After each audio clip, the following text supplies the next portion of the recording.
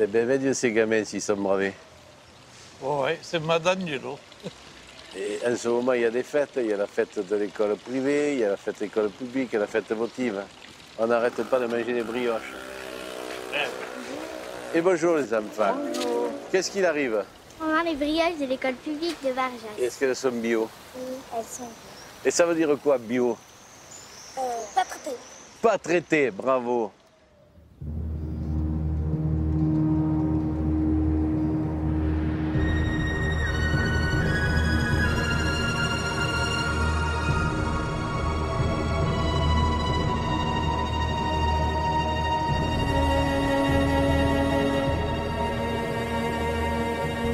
I'm really honored to be able to offer some introductory comments. I'd like to begin, however, with a series of questions to you, the audience. If you think about your family and your close friends, how many of you have family or close friends with cancer or have experienced cancers? Put up your hands. What about diabetes? How about infertility? Family or close friends? Now I want those of you who put your hand up at least once to put it up again for any of those questions and look around you to see what a large percentage of people living on the planet today are affected by health conditions that science now plausibly links to environmental factors. A scientist in the United States this past spring made the observation that this generation of children is the first generation in modern history that is not going to be as healthy as their parents. That should not be.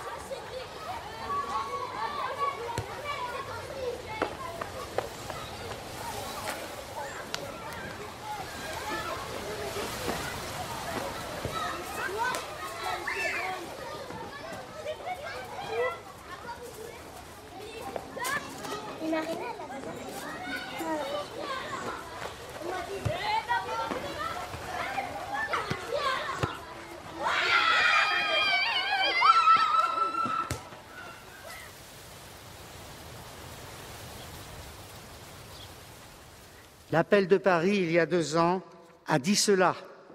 C'est nos activités, les activités humaines, qui génèrent les maladies. Et la pollution chimique est bien sûr l'une des premières à considérer. L'enfance est aujourd'hui en danger. Il faut proposer des solutions. Ce sont ces solutions que le mémorandum propose au travers de 164 recommandations et mesures qui ont été élaborés par 68 experts internationaux, ces experts ayant travaillé de façon indépendante, en dehors de toute influence. Est-ce que depuis votre dernière réunion, vous avez des études plus précises, affinées, des bilans scientifiques sur justement qui attestent de la croissance du lien santé-environnement? Est-ce que vous avez de nouvelles études, de nouvelles preuves? Le problème n'est plus aujourd'hui de dire si on a des preuves. Les preuves, elles existent au travers de milliers d'articles scientifiques publiés. Il est clair qu'aujourd'hui, le problème n'est plus de se poser la question, il manque la volonté politique. Il faut que cette volonté politique soit au rendez-vous.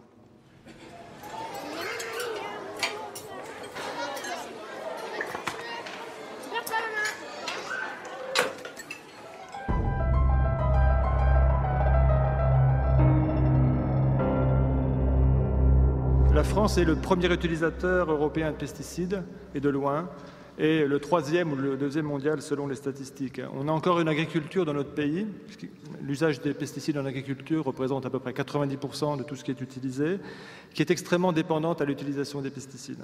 9 traitements différents qui sont appliqués sur des blés et plus de 27 traitements qui sont appliqués sur des pommes en arboriculture fruitière classique intensive.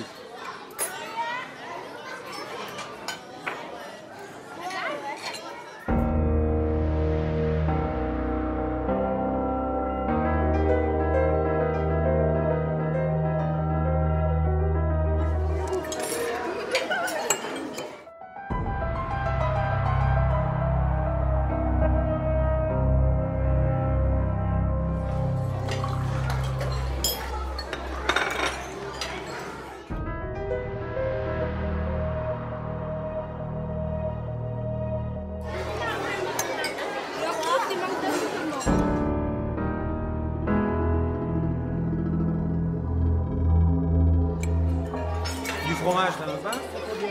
Ça va pas de fromage? Ça va pas?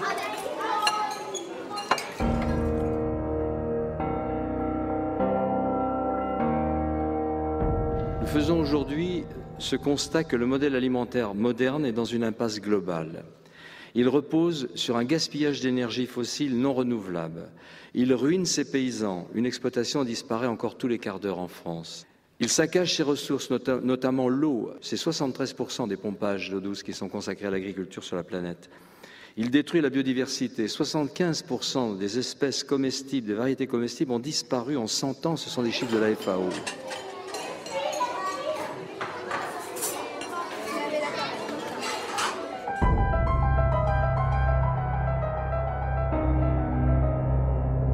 Moi, je suis un peu le Candide ici. Ce que je voulais dire, c'est que c'est vrai que on survole la Terre, on voit les choses d'en haut. On n'est pas complètement à l'intérieur. Et c'est vrai que moi, mon truc aujourd'hui, c'est parler beaucoup de réchauffement climatique et de parler des problèmes de la Terre. Et qu'aujourd'hui, quand je parle avec des scientifiques sur le terrain, que je rencontre régulièrement pour pouvoir légender mes photos et essayer de comprendre un peu mieux, ils sont tous très, très, très inquiets. Et quand je vois ce chiffre incroyable officiel qu'aujourd'hui on a perdu 30% du vivant sur la Terre, 30%, c'est énorme, et qu'on sait qu'il y a des milliards de gens qui se soignent uniquement avec les plantes, ben voilà, c'est une chose qui me choque.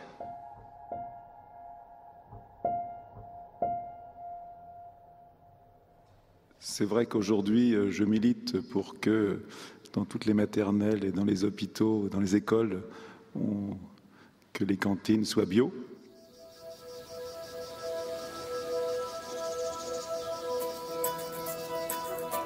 Nous sommes ici dans une petite commune française au pied des Cévennes dont le maire a décidé de faire face, a décidé de réagir en faisant passer la cantine scolaire en bio. Nous sommes à Barjac, une commune où, comme ailleurs, la population est confrontée aux angoisses contre la pollution industrielle, aux dangers de la pollution agrochimique. Ici commence un combat contre une logique qui pourrait devenir irréversible, un combat pour que demain nos enfants ne nous accusent pas.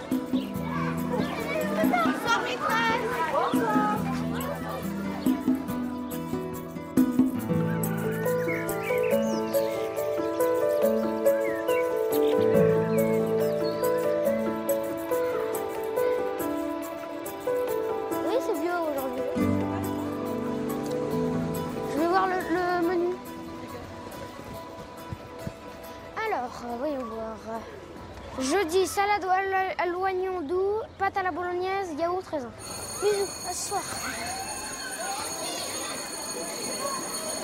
Bonjour. Allez-y, avancez. Ce matin, j'ai entendu une chanson à France Inter et elle me trotte dans la tête depuis ce matin.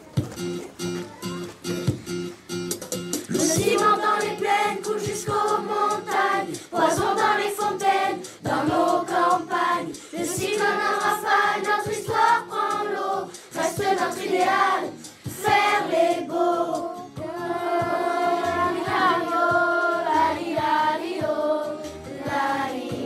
S'acheter de l'air en barre, remplir la balance, quelques pétrodollars contre l'existence. De l'équateur au pôle, ce poids sur nos épaules, de squatter éphémère, maintenant c'est plus drôle. Puisqu'il faut changer les choses, aux arbres citoyens, il est grand temps qu'on propose un monde pour demain. Plus le temps de savoir à qui la faute ou l'avion, de compter sur la chance ou les autres. Maintenant on se bat.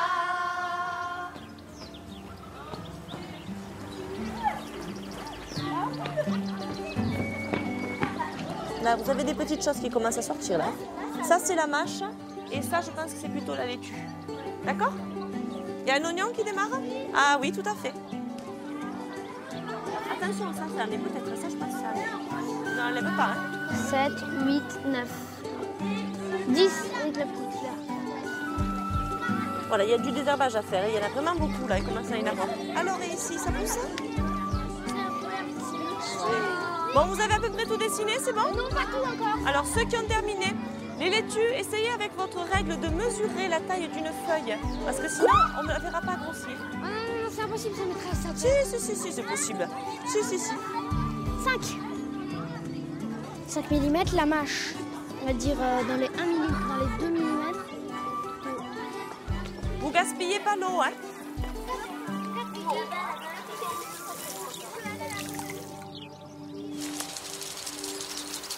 Une des voies quasi obligatoires pour essayer de diminuer la prévalence d'un certain nombre de cancers, c'est d'arriver à une agriculture qui puisse produire une alimentation saine et diversifiée. C'est-à-dire, au fond, ces alternatives qui montrent un peu ce que pourrait être l'agriculture de demain, elle est en germe chez les agriculteurs bio, chez les gens qui se réfèrent de l'agroécologie, chez les gens qui, à travers parfois l'agriculture dite paysanne, celle qui est ancrée dans le pays, celle qui prend en compte les fonctionnalités des terroirs, qui, y compris au niveau de la commercialisation, les circuits courts, inventent ces formes d'agriculture artisanale de haute qualité environnementale, haute qualité sanitaire. Bonjour, vous allez bien? Ah, magnifique. Sont ce matin? Oui, toute fraîche. Merci.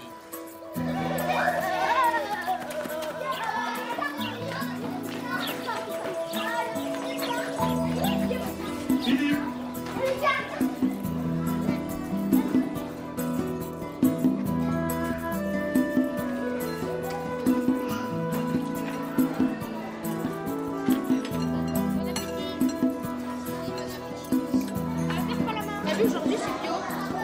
Ouais. C'est bon.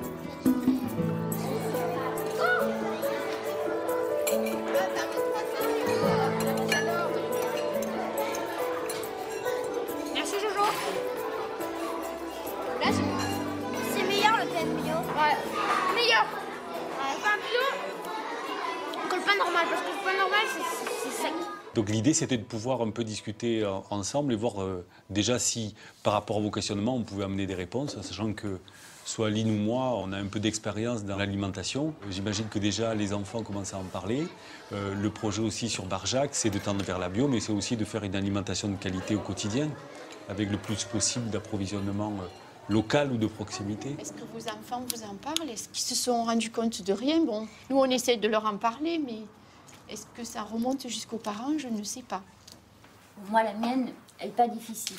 Donc, elle mange de tout. Donc, voilà. Oui, donc, on ne peut pas dire si elle trouve meilleure ou pas. On peut lui donner, elle le mange. Par contre, j'ai intérêt de suivre à la maison. Voilà. Pourquoi? Ah, parce qu'elle me dit, c'est comme ça, il faut faire tout bio. Ah oui, d'être en cohérence. Ah, oui. Même les produits d'entretien, tout maintenant s'envole. C'est sûr, les produits sont peut-être un peu plus chers. Mais comme les boutiques où l'on va, c'est limité quand même, donc on a beaucoup moins de choix. On a l'essentiel, on achète l'essentiel, c'est tout.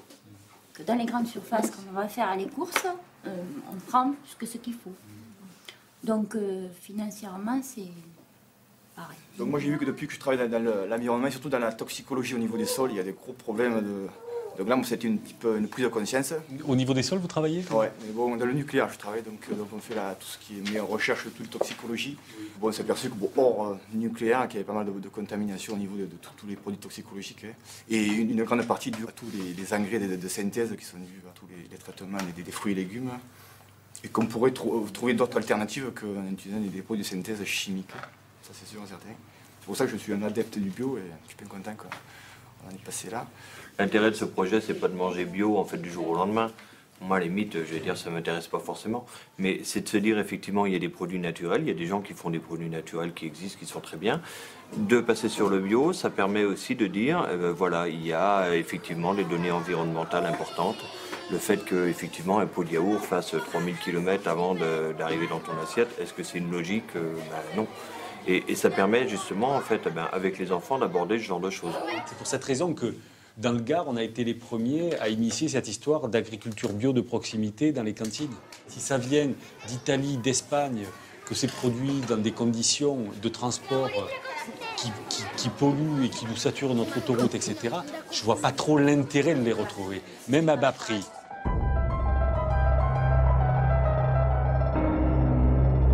Par rapport au label AB, agriculture biologique, comment vous certifiez que, bon, après tous bon, je pense qu'il y a ce sont des organismes indépendants qui voient que ce produit va être labellisé AB et non?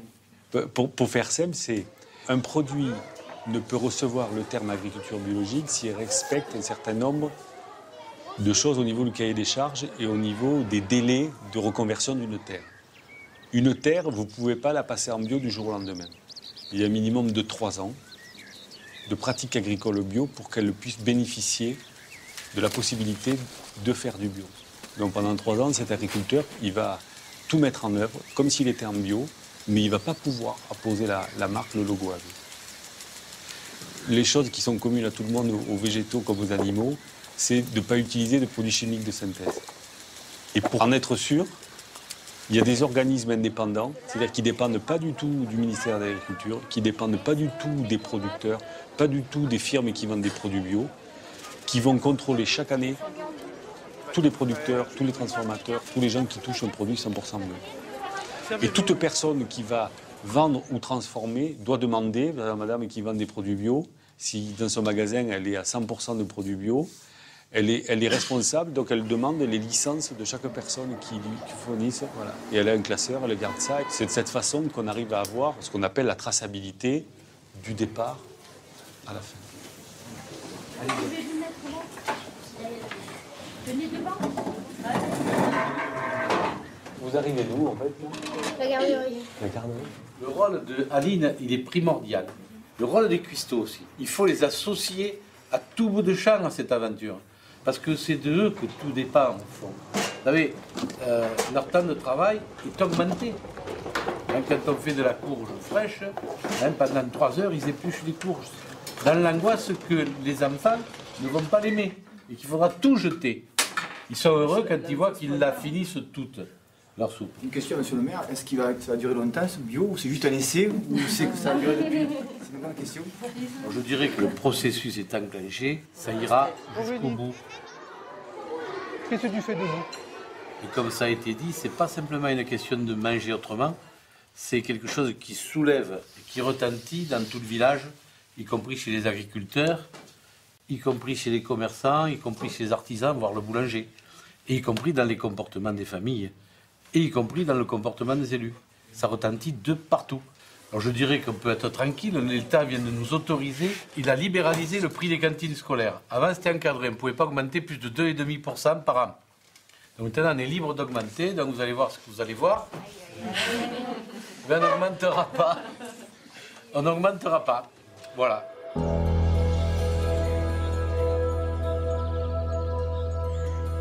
Ce sont les Cévennes que l'on voit là.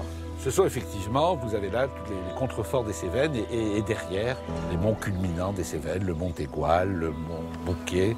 Effectivement, c'est un coin de paradis, mais malheureusement, notre agriculture pose de sérieux problèmes. Professeur, est-ce que vous pouvez établir formellement que les produits chimiques qui sont déversés dans cet environnement sont en corrélation, ont des liens directs sur la santé de nos enfants et des adultes, mais des enfants? Nous avons des enfants du Gard, de l'Hérault, du Languedoc, qui ont des malformations quelquefois graves, voire même de Camargue, qui ont des malformations graves parce que leurs parents vivent dans des rizières où on épande, je vous le rappelle, on épande des produits chimiques par avion. Donc comment voulez-vous éviter une contamination quand la propre maman de ces enfants nous dit que son lait jaunit après le passage des avions? J'ai eu à traiter des enfants d'agriculteurs du Gard, dont spécialistes de pêche, de pêcher. Et le père m'a apporté la liste, je l'ai dans mon bureau, la liste des produits chimiques qui dépendent sur ces pêchers.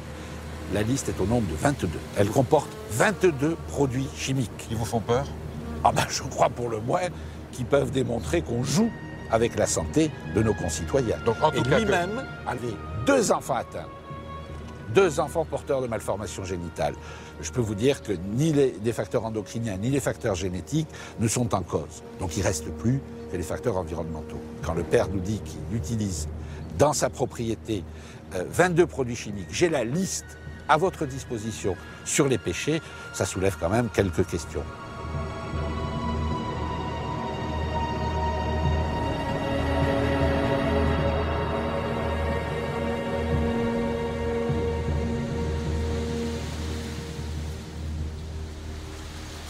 Alors tu viens me voir et tu me portes ça. Pourquoi? Disons que j'ai eu des problèmes en 2005. Oui. Des problèmes neurologiques. Donc je travaillais avec ça pendant 10 ans. Et j'ai dû utiliser des molécules que j'ai dû avoir par la peau, j'en sais rien. Disons en préparant mes mélanges, j'ouvrais souvent mon casque. Donc je recevais souvent mes mélanges. Mais quand je traitais, je fermais. Mais il y a toujours... on n'est jamais à 100% de... Tu devais employer des produits dangereux pour utiliser un masque comme ça, on dirait un masque de cosmonaute. Mais tu sais qu'en viticulture, en agriculture, on utilise plus de 30 000 composants. Donc j'ai été voir un neurologue et en 2005, il m'a dit que j'avais un problème. Mais il ne savait pas quoi.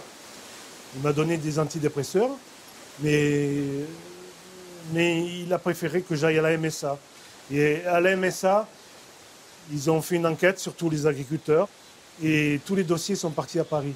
Ils s'aperçoivent que chez les viticulteurs, il y a beaucoup de problèmes neurologiques, de concentration. On n'arrive plus à se concentrer, on n'arrive plus à travailler dans les papiers. C'est le bordel, quoi. On a des changements d'humeur. Un jour, tu m'as parlé de problèmes de santé dans ta famille. C'est qui a eu des problèmes?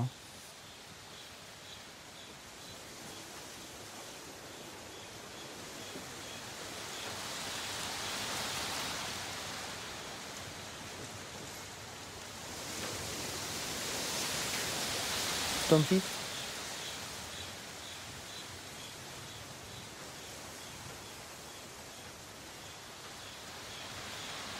Ah oui. Et maintenant, c'est guéri, mais bon.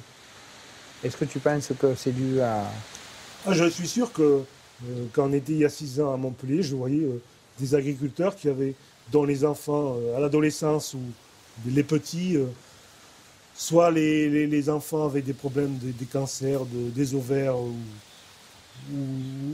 je me suis documenté, j'ai vu qu'il y avait de plus en plus de leucémie de l'enfant. Mais bon, on a passé 6 mois dans une chambre stérile, quand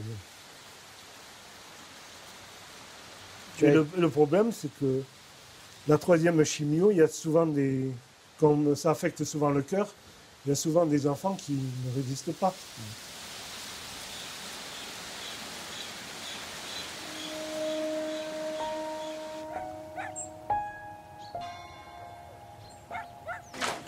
5, 6. Les CE2, qui c'est qui mange à la cantine? 2. Solène, tu manges à la cantine? Non, je mange pas. Cuisine centrale de Barjac, bonjour. Bonjour. AC2? Oui. D'accord, 18 pour aujourd'hui. Merci, bonne journée. Salavaste, 18 repas. Bonjour Joanne. Bonjour Aurélie, ça va? Oui, et toi? Ça va. Alors, combien? CPCE 4, CM1 5, CM2 5 et en tout il y en a 14. Très bien. Allez, à tout à l'heure. À tout à l'heure. Au revoir Daniel. Au revoir Aurélie, bonne journée. À vous aussi. Allez. T'as le pain, t'as tout? Attention. La soupe? Ok. Les barquettes. Il y a le pot.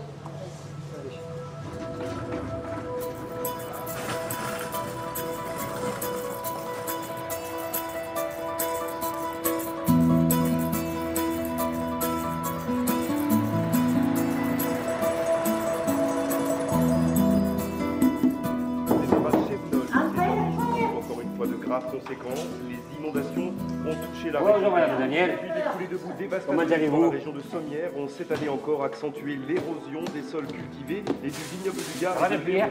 Oui. Et bon appétit à demain, Madame Daniel. Et bonne journée, au revoir. Pour les prochains jours, Météo France confirme un retour à la normale, un retour du soleil avec Mistral et Tramontane. Bonjour, monsieur le curé. Ça va Bonjour, depuis hier? oui, ça va. Ouais. Au menu lasagne. Oh, je vais me liper les babines. Eh bien, vous faites quoi, moi? Bon appétit, à demain, monsieur le curé. C'est que c'est un bon ressaire. Tombaille. Léa, tu sers? Sauf Mohamed et Kamel, s'il te plaît. C'est bon? Aurélie, goûte, tu l'as pas goûté. Qu'est-ce que tu crois du lait? Goûte-le. Qui veut une poire? Tiens, on a une moitié. Qui veut une moitié? Une moitié? C'est bon la peau, il y a des vitamines. Moitié ou la moitié? La peau, vous pouvez la manger. Hein. Qui m'a dit une moitié? Toi?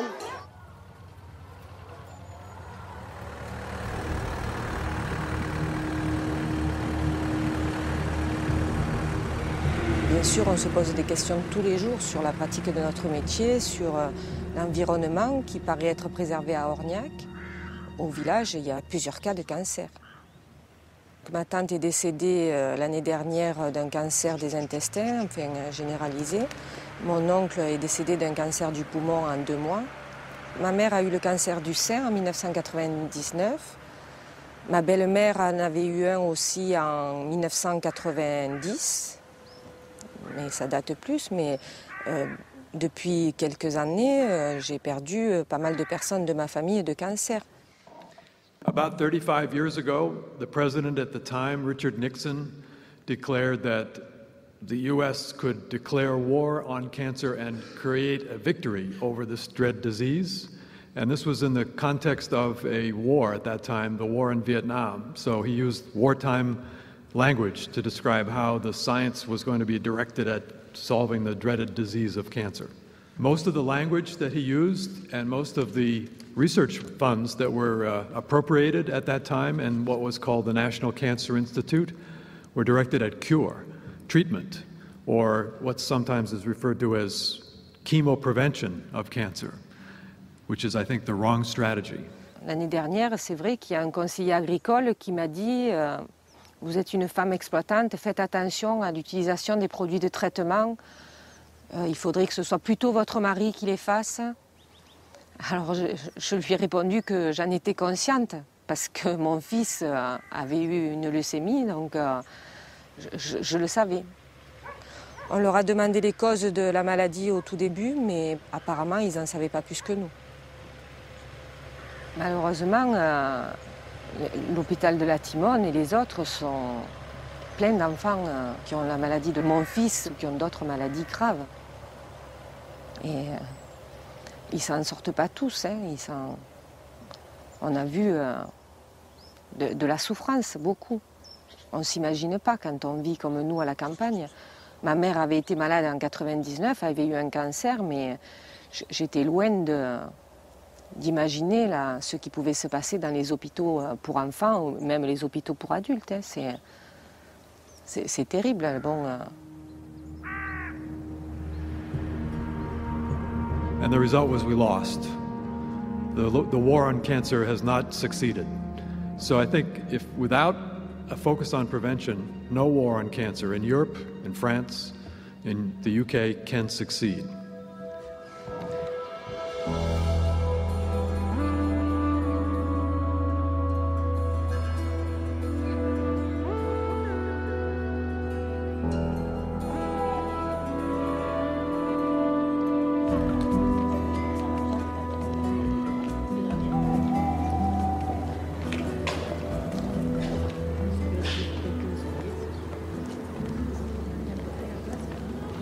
On a invité ce soir quelqu'un qu'on remercie beaucoup parce qu'il arrive de loin, il a un emploi de temps chargé. C'est François Veillerette qui est président d'une association, une jeune association néanmoins dynamique, qui est le mouvement pour le droit et le respect des générations futures et qui œuvre pour sensibiliser les élus, la population aux dangers et aux risques des pesticides. Est-ce que vous avez une idée objective et statistique de l'incidence de ces pesticides ou de cette pollution sur la mortalité ou sur la morbidité? Alors ce qu'on sait, c'est que la morbidité, c'est-à-dire le nombre de nouveaux cas de cancer, a augmenté de 93% en 25 ans chez l'homme. Alors je ne dis pas que tous sont liés aux pesticides, mais ce qu'on sait, on va restreindre petit à petit l'incertitude, c'est que les scientifiques ont étudié par exemple des populations de vrais jumeaux pour voir quelle était la part de l'hérédité dans les cas de cancer et quelle était la part de ce qui était après lié des facteurs environnementaux au sens large. Eh bien, ils sont aperçus que pour tous les cancers, il y avait plus de 50% de cas qui étaient liés à des facteurs environnementaux, que pour certains cancers, ça pouvait même aller jusqu'à 90% de la responsabilité liée à l'environnement. Donc déjà, on sait que l'environnement au sens large a un impact important. Loin devant, le tabac, qui était un facteur de risque multiplié par 3, la consommation d'alcool multipliée par 2, enfin voilà. On a malgré tout une espérance de vie dans nos pays dits évolués. On a une espérance de vie qui ne cesse d'augmenter. Ces statistiques sont faites sur des études de parcours de personnes qui sont nées dans les années 1920-1930. Et qui, pendant leurs 20 premières années, n'ont pas connu l'exposition aux produits chimiques de synthèse. Ni d'ailleurs aux radiations ionisantes, il y a tout un tas d'autres trucs, pratiquement, à part les produits... Ni de l'alimentation raffinée, etc. Madame Delciel, peut-être... Moi, j'ai peut-être une clé différente, parce que je ne suis pas médecin, je suis simplement infirmière. Et c'est vrai qu'au niveau du monde médical, il y a pareillement que les laboratoires qui vendent ces produits phytosanitaires, il y a une omerta d'établis exactement pareil, comme un chapeau mis sur la cocotte qui commence à bouillir. Et je pense pertinemment, moi en voyant, ça fait 23 ans que je suis infirmière, que l'on n'a jamais vu autant de gens cancéreux qui meurent de plus en plus jeunes, d'enfants qui sont touchés par cette maladie aussi à tout niveau, que ce soit au niveau du rein, au niveau des tumeurs cérébrales, on en voit un maximum, et que le monde médical, bon nombre de gens du monde médical continuent à faire croire aux gens que ce n'est pas vrai. Si ça fait plus de 10 ans ou 15 ans en fait, que tous les élus politiques, enfin, ou une majorité de politiques sont au courant de ces problèmes et qu'on n'avance pas plus vite que ça, qu'est-ce qu'il faut faire en tant que citoyen?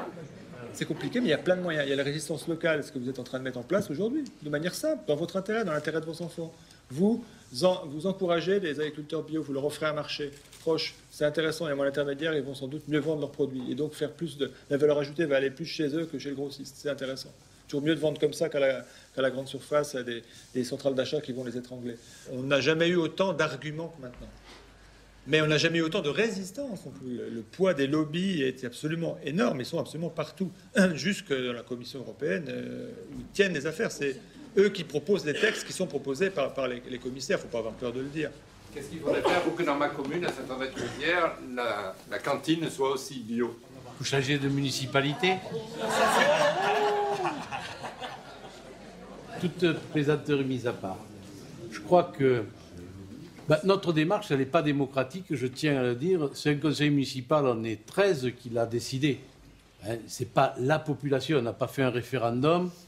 Et voilà. Puis on n'a pas dit aux Barjacois non plus, notre position en matière alimentaire, c'est votre position. On a pris la nôtre. de position, et on essaye aujourd'hui de la faire partager. On nous avance le coût. Mais le coût de la santé, ça n'a pas de prix. Ça avait un coût de faire chauffer le sang contaminé. Alors on ne l'a pas fait chauffer. Combien ça a coûté de ne pas l'avoir fait chauffer en sous et en drame humain? Combien ça a coûté? Le drame humain, il a été là, et au fond, les sous, on en a dépensé 3 fois plus. Donc on n'a pas fait passer le comptable d'abord. Ça, c'est une indication de gestion municipale. Ne surtout pas faire passer les comptables d'abord. Faites passer votre conscience en premier. Voilà la chose.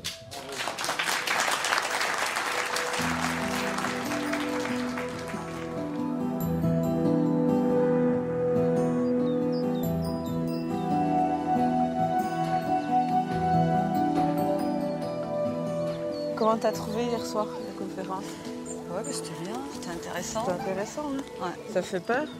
Surtout toi qui es enceinte, alors. Ouais, exactement. Non, c'est bien, il y avait du monde en plus. Oui, c'était bien. Je te dis, les gens commencent à être intéressés, concernés. quoi. Toi, t'arrives à manger bio à peu près tout? Pas tout, non? Bah non, pas 100%. 100%, c'est impossible. Enfin, c'est possible, mais après, c'est... Hugo, tu surveilles un peu le petit? Il y a certains produits que j'achète plus, qui sont inutiles. Oui. Donc à ce niveau-là, je pense que tu gagnes. Tu te retrouves, ouais. Moi, je pense. Mon frigo, il est pas plein comme avant. Avant, il débordait, là, il est vide. Mais il y a l'essentiel. Oui, il y a un repas chaud avec... C'est vrai, c'est vrai. Enfin, moi, j'aime mieux cette manière de consommer. J'ai l'impression d'être moins con, quoi. Tout à fait, ouais. Et puis de te protéger, tout simplement, même si...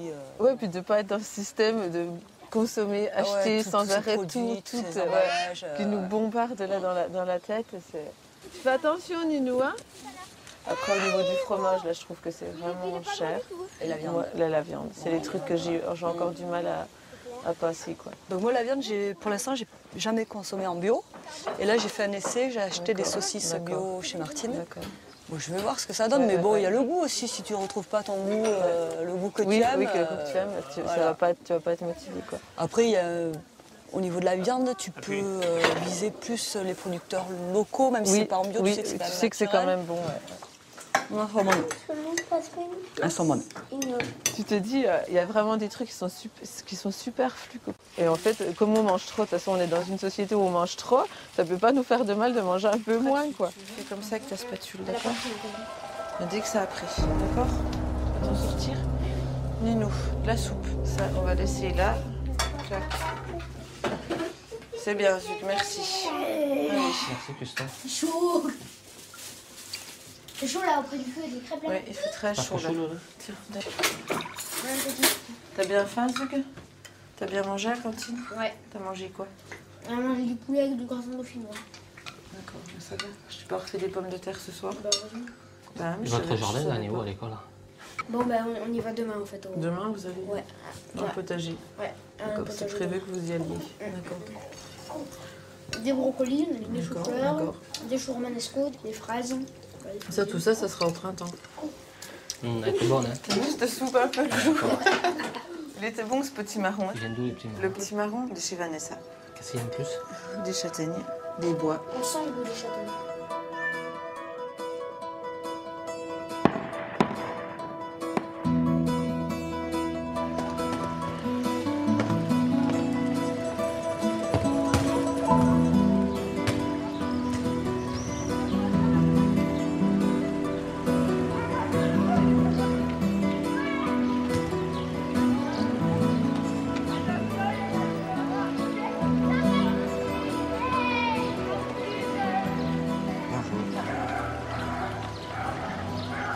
Bonjour Martine.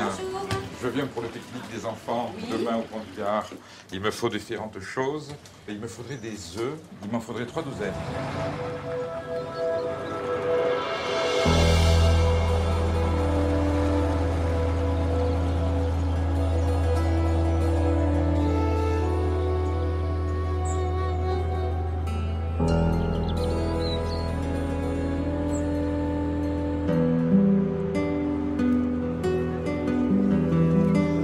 C'est trop beau. Ça, c'est l'ancien pont romain. Ouais. Et on faisait passé l'eau au-dessus. Il a été construit au premier... 1800. Non, pas du tout. Si, avant que Jésus naisse. Durant le 1er siècle après Jésus-Christ, hein. Voilà. Qui c'est qui veut du pain? Bon, tout le monde en veut, si je comprends bien. Voilà. Vous sentez le bon goût du pain? Oui, il est délicieux. Hein? À la cantine, c'est pareil. Il a goût de levain. Du vin? De levain. Le levain, c'est ce qui sert à faire lever la pâte. Qui aime les œufs durs? Allez, on va goûter aux œufs durs. Hop! Qui c'est qui veut un œuf aussi? Moi, j'ai pas de casse. Voilà. Voilà. Tiens, je te laisse faire la distribution Voilà. des œufs, la multiplication Alors, des œufs. levez le doigt ceux qui veulent un œuf. Alors pourquoi ils sont Et bio? attention, il faut me regarder. Pourquoi ils sont bio ces œufs? Parce que les poules sont élevées en plein air. Parce que les poules, Sont élevées en plein air. voilà, elles ont mangé, c'est pas la poule qui est bio, c'est ce qu'elle a mangé qui est bio. Ah, Non? c'est bon l'œuf dur, Qui hein? d'autre un œuf?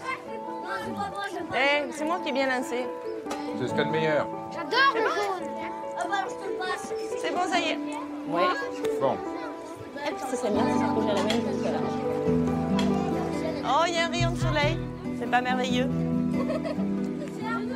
Qui veut du pain d'épices? Qui aime le pain d'épices? Hein?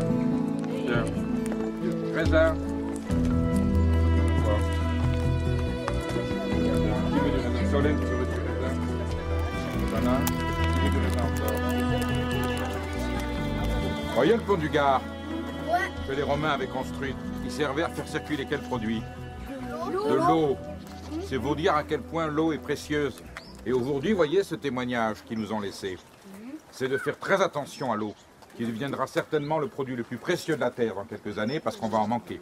Et autant il faut être soucieux de son alimentation, il faut aussi être très soucieux et très vigilant sur ce que va devenir le patrimoine de l'eau dans le monde. Alors le pont du Gard, c'est à côté de chez vous, c'est un formidable symbole. Ayez bien ça en tête, regardez le monument qu'ils ont fait. C'est comme un temple. Ayez toujours en tête qu'il faudra que vous gardiez ce respect pour l'eau qui est un produit sacré, parce que l'eau c'est la vie.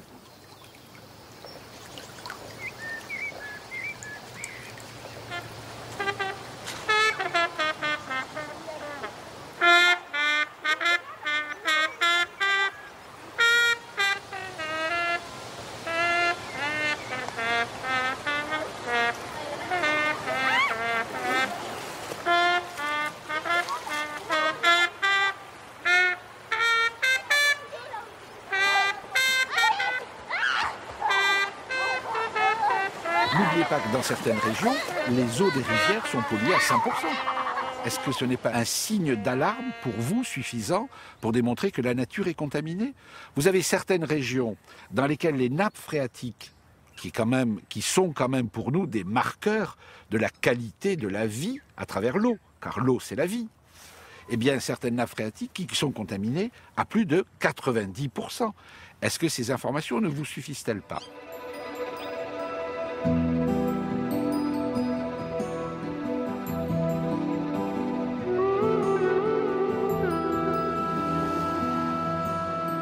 Bon, alors qu'est-ce que vous pensez de cette eau qu'on boit? Je trouve qu'elle est bonne ici. Est-ce qu'elle a goût à chlore, la nôtre, à Barjac? Non, c'est vrai, elle a pas beaucoup de goût à chlore en fait. Alors plus fort sur les mains. Allez. Chez ma tati, elle habite à côté de l'île. Et quand on va chez elle, eh ben, on dit que l'eau elle est pas bonne parce qu'on le sent le chlore. On en a là, des fontaines chez nous. On a la fontaine de Tarot, on a tout le long de la 16, il y en a plein des sources. Parce qu'avant on la buvait. Oui, avant on la buvait, oui, on pouvait la boire avant. Et on ne peut plus boire l'eau de ces sources-là. Et pourquoi on ne peut plus maintenant? Manon? À cause des pesticides, des produits chimiques, de la pollution. À cause de la pollution, oui. Hugo? Il y a les agriculteurs, avec le sulfate, le désherbant, et ben, à cause de tout ça, ça rentre dans la terre et ça va jusque dans les nappes phréatiques et ça fait que l'eau elle est moins potable qu'avant. Voilà, elle est moins potable qu'avant, tout à fait.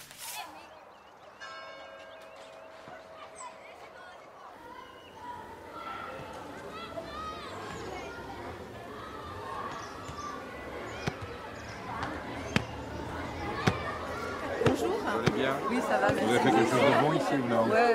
Qu'est-ce que vous avez fait? Moi, c'est parti déjà. C'était quoi? C'était des brochettes au comté Ah oui, et je les ai la goûtées. saucisse de La Morteau. saucisse, je les ai goûtées. Ça a filé. C'est bien, c'est bien. Comment se passe cette journée du goût? Vous sentez que ça motive un peu les gens sont sensibles à ces éléments? Ouais.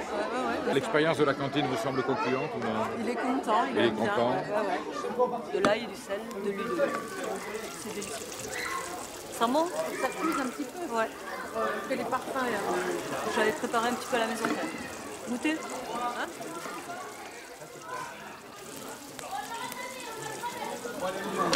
Irrésistible.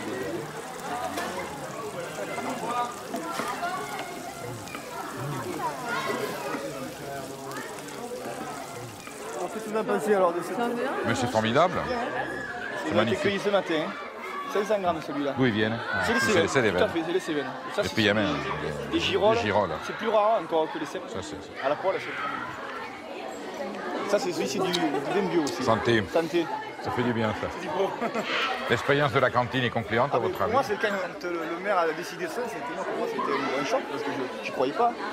J'étais à 100%, à 200% pour. Ouais. Vous en parlez un petit peu avec les autres parents d'élèves, quelquefois? Et au départ, c'est vrai qu'ils n'y croient pas, mais quand ils goûtent, déjà au niveau de la qualité des produits, je sais qu'au niveau de goûter un légume qui vient entre guillemets du bio et un produit normal, et moi je trouve qu'il y a une différence au niveau du palais. Hein.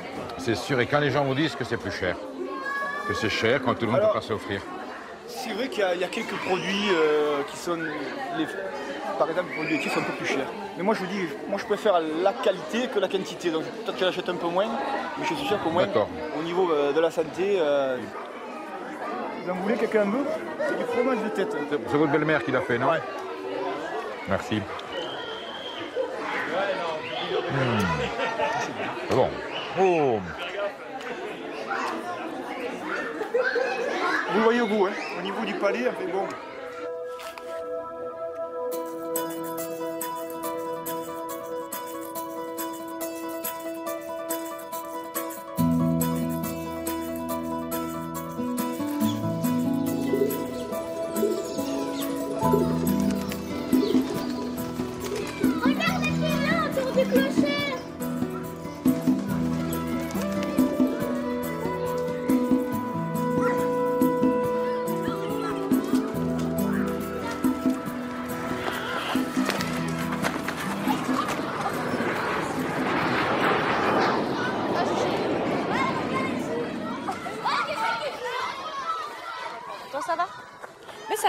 Oui, un peu. Ouais.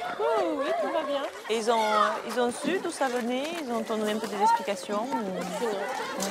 Aucune. Ça fait peur quand même, hein, que ça. Tu te demandes d'où ça vient, pourquoi. Et tout, ça fait peur et ça touche de plus en plus de monde et on est tous plus ou moins touchés par un membre de sa famille, quelqu'un qui est. On a tous maintenant quelqu'un de proche qui a été. Tout à fait.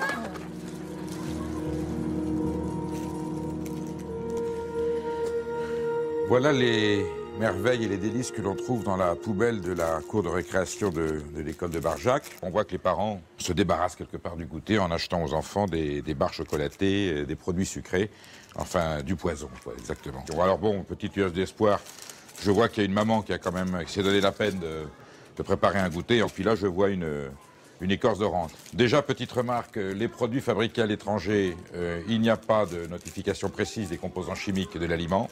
On a juste la nature du produit, chocolat aux fruits, gâteau. Et c'est sur les produits français qu'on a un peu plus d'informations. Tout ça est tout à fait réjouissant. On va regarder en détail. Oh ben là, on a la totale. Là, c'est formidable. Là, ici, on a le complément complet. Donc, j'ai quand même du fruit, du raisin, bigarreau confit, correcteur d'acidité E330, conservateur E202 et anhydride sulfureux, colorant E127. Cube rouge confit pour 10%, correcteur d'acidité E330, conservateur E320.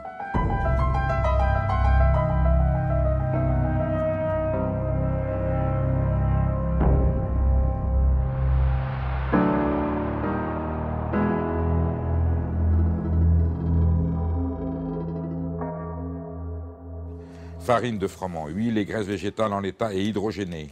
Palme, colza, copra, émulsifiant E471, colorant E160, poudre à lever E450I et E500I, arôme et sel, émulsifiant E471, épaississant E215.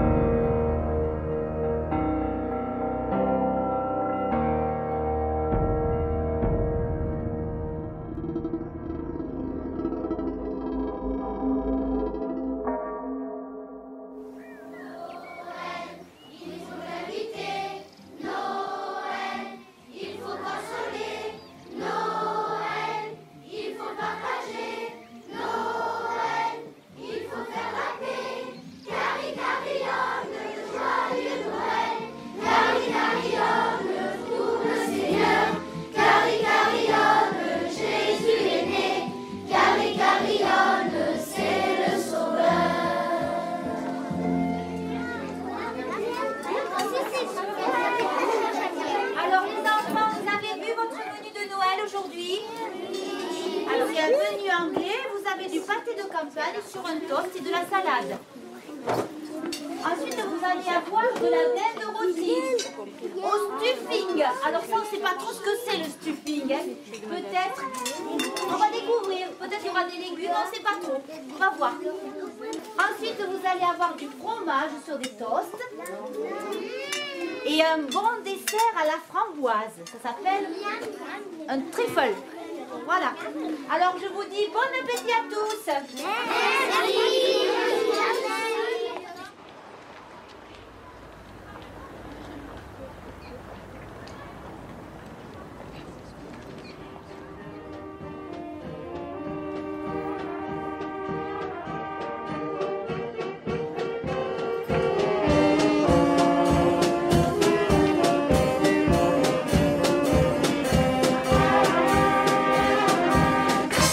Cette année, nous tenions à faire à cette fête sous le signe de la nature, pour ne pas nommer le bien grand mot du bio. Nous avons le bonheur, grâce à cette nouvelle façon de travailler pour les enfants et les personnes âgées, d'avoir des cuisiniers motivés pour leur travail, d'avoir des cuisiniers qui ont pris conscience que un métier comme cela en faveur des gosses, c'est aussi un métier éducatif.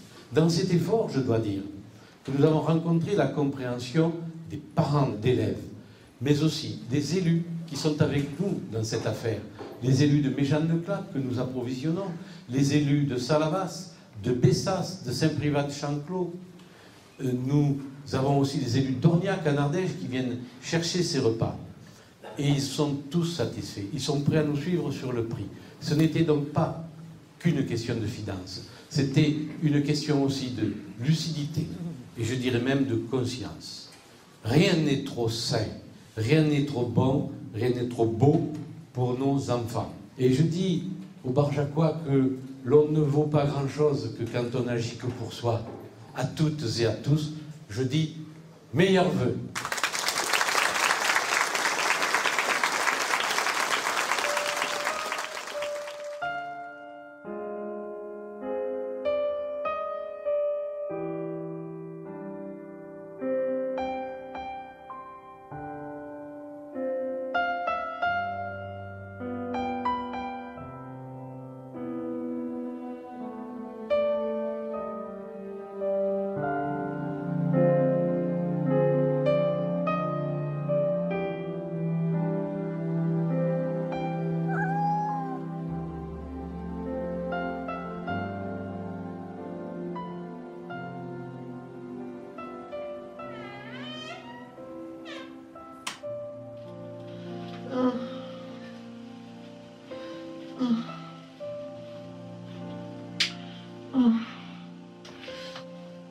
Bébé qui descend.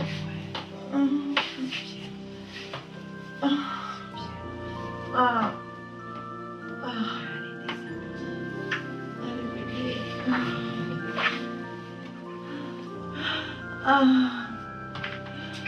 Allez, mon cœur. Voilà, tu le pousses encore un peu. Ouais. Ah, j'ai mal, tu sais. Hop là. Oh. Comme il bouge. Ah, c'est bien, bébé. C'est bien, mon cœur. Ah. Oh, bonjour, mon amoureux. Bonjour. C'est un petit garçon ou une petite fille? C'est une petite fille.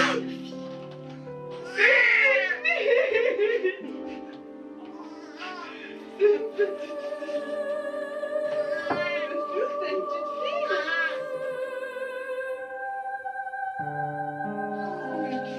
Les garçons, mais t'es belle, t'es belle.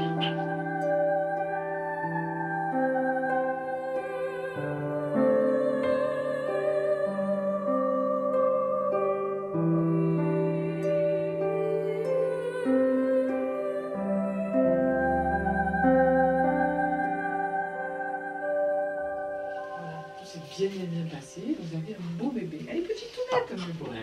Elle est petite, hein, petite tournette par rapport à leur fille, toute petite. Mon Dieu, mais c'est une fille, j'hallucine. Vous êtes super, tous les deux. Merci, mon cœur. Et voilà.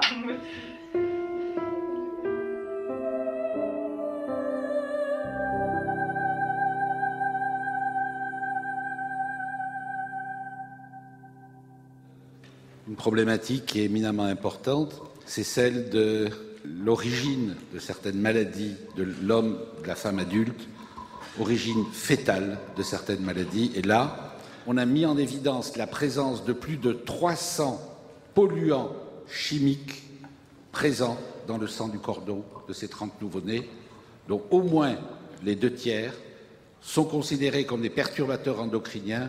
Donc le problème est réel, même si ces produits existent à l'état de trace, ils sont présents dès les premiers jours de vie et ceci pose un problème pour l'avenir.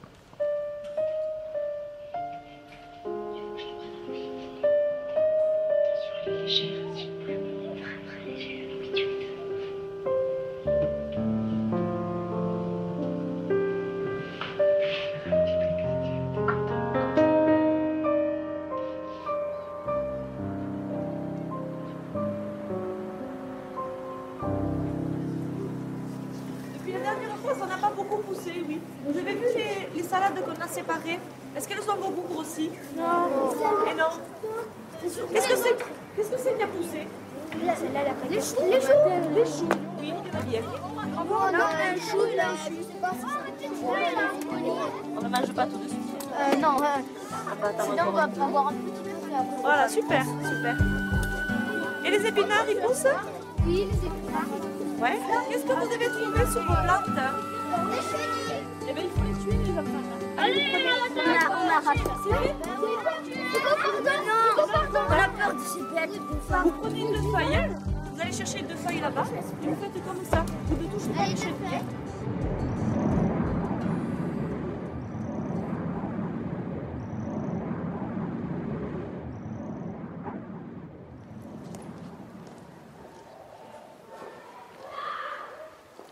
Merci d'être venu à cette rencontre. Je ne veux pas dire une confrontation entre agriculteurs biologiques et puis agriculteurs, je dirais, conventionnels ou classiques. Je crois que le moment était venu de cette rencontre, puisque sur Barjac, nous sommes désormais avec notre restaurant scolaire un gros client avec 200-220 repas tous les jours. Donc il y a un petit marché qui s'est fait jour.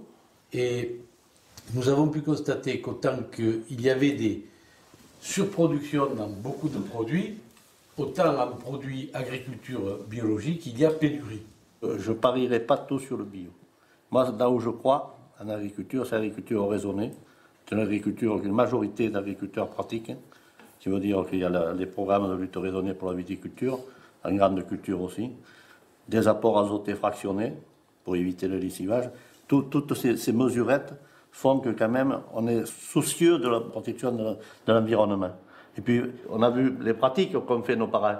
C'est vrai que là il y a eu des excès. Aujourd'hui les jeunes, même qu'ils soient en culture conventionnelle, sont conscients qu'il a fallu faire attention. Et puis il y a deux raisons. C'est le souci de la protection de l'homme, mais il y a aussi le souci de la protection de leur porte-monnaie quand même. Parce que les produits sont horriblement chers. Alors, moi, oui, pour le bio, j'y crois au bio.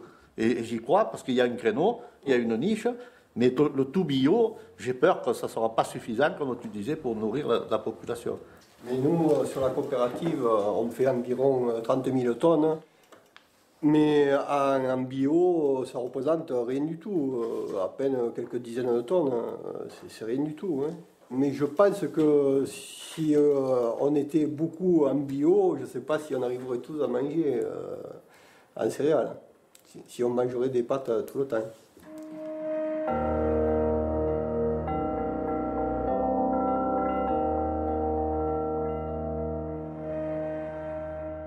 Il faut cesser d'empoisonner la terre, l'eau, l'air et les aliments sous l'alibi fallacieux de nourrir l'humanité alors qu'on affame l'humanité. C'est pourquoi, face aux dérives du modèle agricole dominant, il faut une réforme en profondeur pour préserver la santé et l'environnement.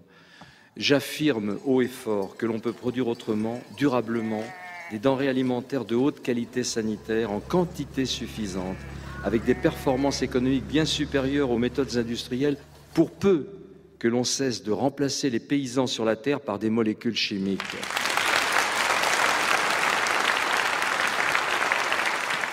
Je pense qu'il y a culturellement dans la tête du monde paysan des verrous à faire sauter pour se dire c'est quoi demain le métier?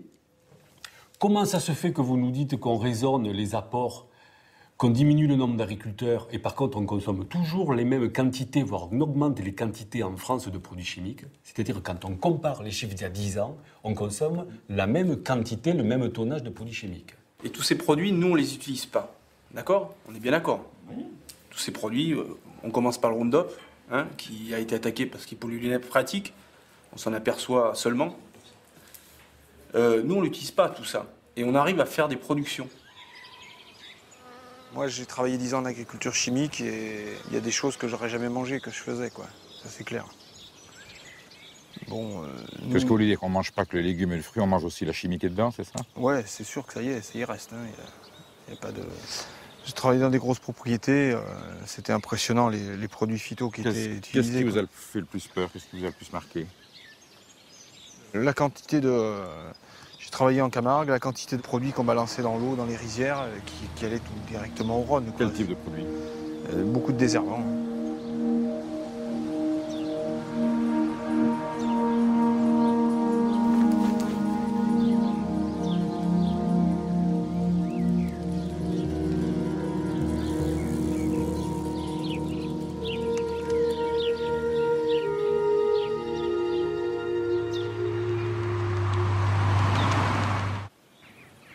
Et une fois, je me suis empoisonné avec du 2,4-D. C'est des hormones. Ça a donné quoi comme symptôme? Vous avez mal à la tête, vous avez envie de vomir, vous sentez vraiment que vous allez mourir, quoi. Et c'est des hormones, il n'y a pas d'antidote à ces trucs. Et nous, on n'a pas du tout l'intention de polluer plus que les autres. On est en première ligne. Quand nous, on va sulfater, quand on traite... Oui.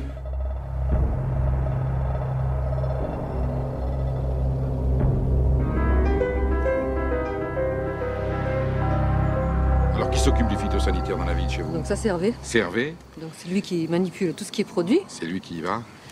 Il en manipule beaucoup, non? Il en fait pour les arbres, il en fait pour la vigne, il en fait pour les céréales. Comment ça, il procède pour le traitement? C'est lui-même qui va dans la vigne, qui manipule les produits? Il manipule les produits à la maison, hein, déjà. Il faut faire un mélange à la maison. Préparation? Quand il manipule les produits, bon, il les aspire, hein, je veux dire, il inhale. Hein. Il a des symptômes de... Saignement de nez, à chaque fois. Des saignements de nez? Oui, à chaque fois qu'il traite. Que à chaque fois qu'il traite? Oui, ça c'est sûr. Chaque fois qu'il traite. Et c'est répétitif? C'est répétitif et ça dure 3 jours. Et il se suit pour ça? Il va voir le médecin? Il n'en a pas trop parlé encore. Mais... Qu'est-ce que vous en pensez, vous? Ça n'a pas l'air de vous rassurer? Non, pas du tout. D'abord, il n'est pas tout seul, puisqu'on a un ami aussi qui nous disait que quand il traitait, à chaque fois qu'il traitait ses vignes, il n'arrivait pas à uriner pendant 8 jours. Et à chaque fois qu'il traitait aussi. Donc il y a quand même un souci. Et lui, qu'est-ce qu'il en pense de ce saignement de nez? Qu'est-ce qu'il dit? Ça le gêne, c'est sûr. Hein. Lui, il est bien conscient que ça vient de ses produits. Hein. Ça, c'est sûr.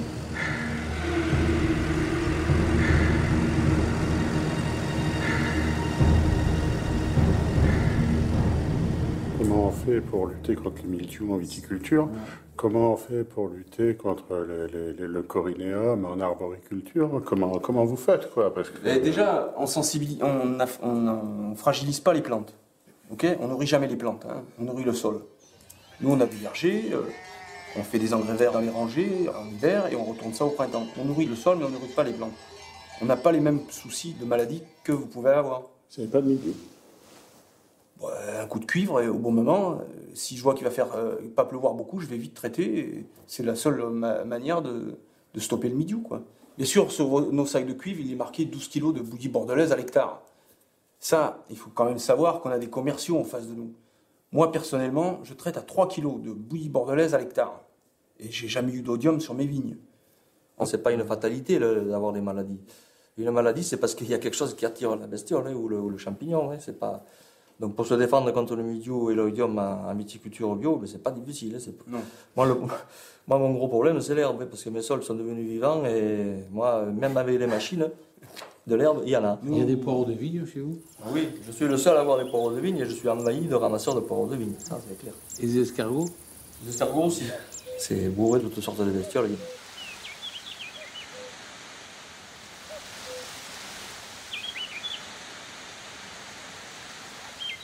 Pourquoi on est solidaire de cette industrie de produits phytosanitaires. Il y a des agriculteurs qui démontrent de plus en plus qu'on n'en aurait pas besoin de ces produits.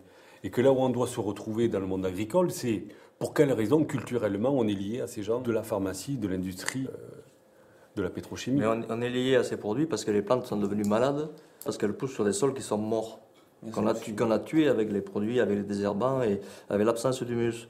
Dans la mesure où une plante pousse sur un sol mort, elle ne peut pas être en bonne santé. Donc on est obligé d'utiliser des phytos, des produits pour protéger les plantes. Et tout démarre de là. Moi je suis passé en bio à cause de ça. D'un côté c'est mon voisin qui désherbe chimiquement, de l'autre côté c'est moi qui suis en bio depuis 30 ans. Donc moi je laisse pousser l'herbe que je travaille après au printemps. Et lui il met des désherbants. Ça fait un peu la vie et la mort quand même, hein. Ça ressemble, oui. C'est inquiétant même. Au niveau du sol à l'intérieur, on voit une différence? La différence, elle est assez nette à voir. Si vous voulez, on va donner un coup de fourche, vous verrez. Et alors, qu'est-ce qu'on va trouver là-dedans? Plutôt, qu'est-ce qu'on va pas trouver? On va voir, au niveau de la structure, la grosse différence. Vous voyez, on a ce qu'on appelle une structure feuilletée. La terre se délite en strates, comme un millefeuille. Dès qu'il pleut, l'eau ne pénètre plus, on n'a pas de trou de vers de terre, puisqu'il n'y a pas de matière organique, il n'y a pas de vers de terre. Oui, effectivement, c'est la mort quand même. Hein. Et voilà. l'eau glisse là-dessus. L'eau glisse dessus. Et si elle ne faisait que glisser, ce ne serait pas grave, mais chaque fois, il y a une partie des argiles qui floculent et qui sont emportées. Donc, si vous voulez, chaque pluie, on a une partie qui est de la terre qui s'en va. Et le gros problème, je vous dis, c'est qu'on perd cette argile, qui est le réservoir. On va se retrouver avec du sable et des cailloux. Donc ce sable et ces cailloux, ça va faire un support et on va faire du hors-sol. Et alors là, ici, qu'est-ce que ça donne quand on creuse? Ici, qu'est-ce qu'on va trouver? On va trouver une structure particulière. On va deviner tout de suite, qui est complètement différente. On appelle ça une structure grumeleuse. Oui. Donc au lieu de faire des couches plates, ça fait des petites boules, des petits agrégats. Donc c'est le complexe argilo-humique qui est en bon état qui permet vous voyez, il y a des vers de terre, qui permet de faire ça. Et qui forme cette structure particulière en forme de petites boules qui permet à l'oxygène de pénétrer et qui permet à l'eau aussi de pénétrer. C'est bon signe d'avoir du ver de terre, non? Il vaut mieux, oui, en principe. C'est eux qui font le plus gros du travail. S'il y a à manger, ça veut dire que la plante aussi a à manger. Exactement, d'autant plus qu'eux, ils transforment la matière organique sous forme assimilable, de façon organo-minérale. C'est magnifique, c'est une terre vivante, ça, on est d'accord. Voilà, ça c'est une terre vivante. Hein? Maintenant, c'est les générations qui vont me suivre qui vont en profiter. Ouais, vous vous rendez compte que le niveau du sol était là où l'herbe l'a maintenu. Et si vous prenez le point de greffe de la vigne, oui. On a perdu 30 à 40 cm de sol. Donc en 30 ans. Si on continue comme ça 30 ans de plus, on est au rocher. C'est-à-dire que l'eau, quand il pleut, elle dévale et elle érode. Et elle arrache et elle emporte tout. Donc ce sont des eaux boueuses qui évacuent. C'est de l'eau chargée de boue chaque fois qu'ils s'en va. Alors que si ça pleut ici, qu'est-ce qui va se passer? Ça s'infiltre. Quand je dis aux parents, vous faites mal manger vos gamins, c'est pas porteur électoralement. Et quand je dis à mes amis agriculteurs, vous faites peut-être pas des cultures bien saines pour la santé, c'est pas là non plus bien porteur électoralement. Je me mets du monde à dos. Mais il faut s'en mettre du monde à dos, mais en toute amitié. En toute amitié. C'est comme ça que les choses avancent.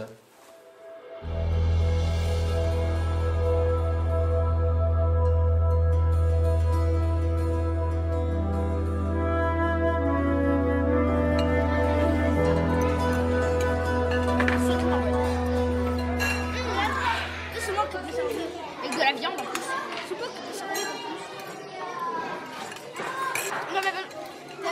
Il y a des poules pondeuses et des poules non pondeuses. Philippe, pourquoi tu manges pas des carottes? J'ai dit mais... J'aime pas. Toi, tu te resserres pas de pâtes, Philippe? J'ai dit que si moi je vais regarder. Ah ouais, il aura pas de dessert. Ouais, comme ça, et après... Les filous. Allez. Ça là. La moitié. Après tu te resserviras. Celle que tu veux. Voilà, c'est bien.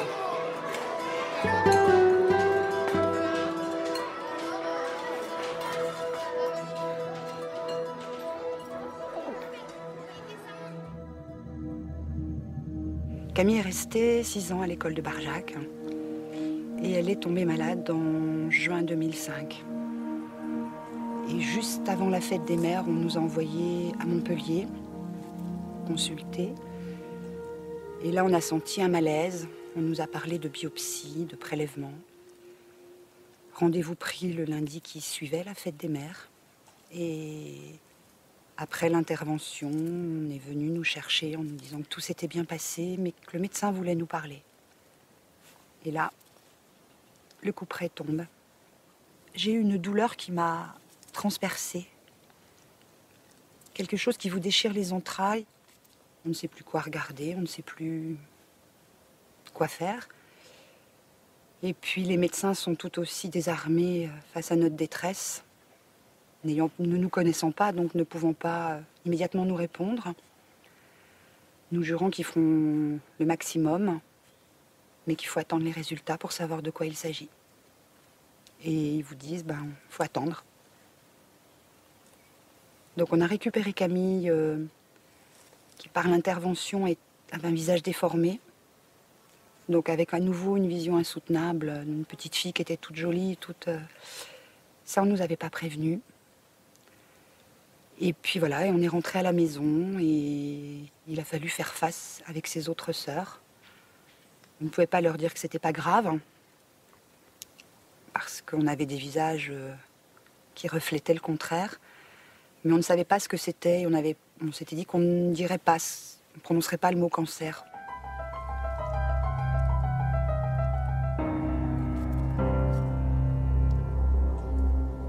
Ça a été 3 mois et demi quasiment non-stop à l'hôpital. Des cures de chimiothérapie qui duraient 8 jours pleins. On a pu rentrer 3 fois à la maison une journée. Camille n'avait plus de défense immunitaire, était en aplasie. Et il fallait aller en chambre stérile. Pour une durée indéterminée, bien sûr. La seule question que tout le monde se pose, pourquoi ?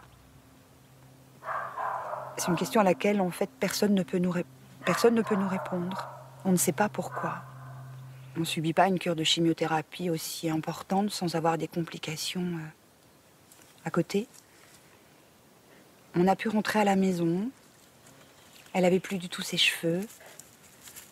Il lui restait 3 petits brins de cheveux à l'arrière de sa tête. Et là, elle m'a dit, maman,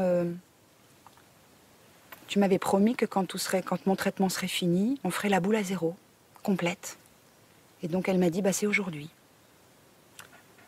Et donc elle m'a demandé de lui raser la tête.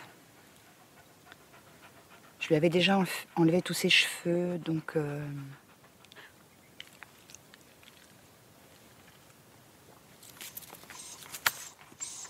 c'est encore difficile pour moi.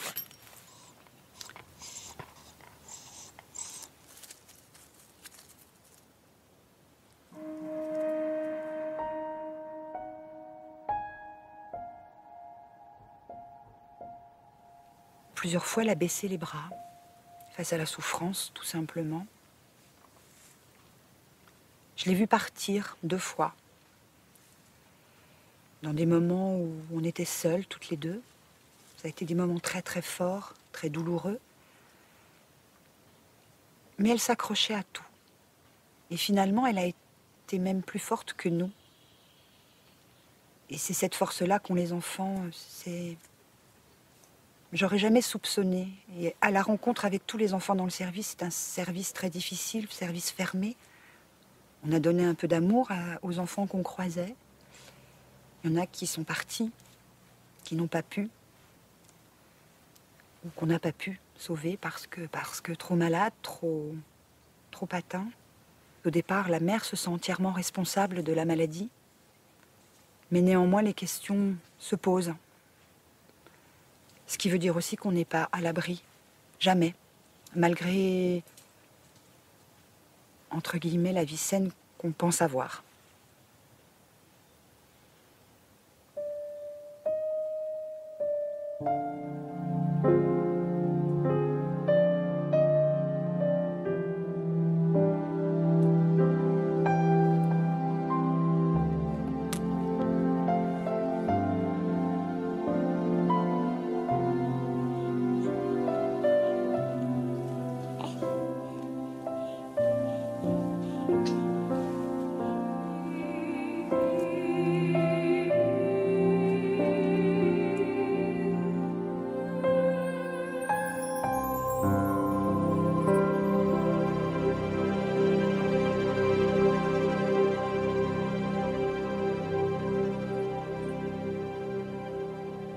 Donc la conclusion des experts qui ne sont pas du tout nutritionnistes, qui ne sont pas du tout pro-bio, vous disent qu'il y a deux mesures majeures pour réduire les gaz à effet de serre rapportés à l'alimentation. D'une part, faire évoluer le productivisme agricole vers une agriculture dite durable, pour laquelle la bio est vraiment le modèle. Et il y a encore une autre mesure qui serait encore plus efficace, c'est de réduire la consommation de viande à l'échelle de la planète. Globalement, on consomme beaucoup trop de viande. Sachez que 55% des protéines végétales qui sont produites de par le monde sont faites pour nourrir le bétail, qui ensuite va nourrir l'homme. Si une partie de ces 55%, disons même pas la moitié, un bon tiers, allait directement dans l'assiette de l'homme, vous voyez que d'emblée, on disposerait d'une réserve alimentaire considérable et que par conséquent, pour lutter contre la faim dans le monde, on n'aura pas besoin des OGM et de ce genre de supercherie, pour rester poli.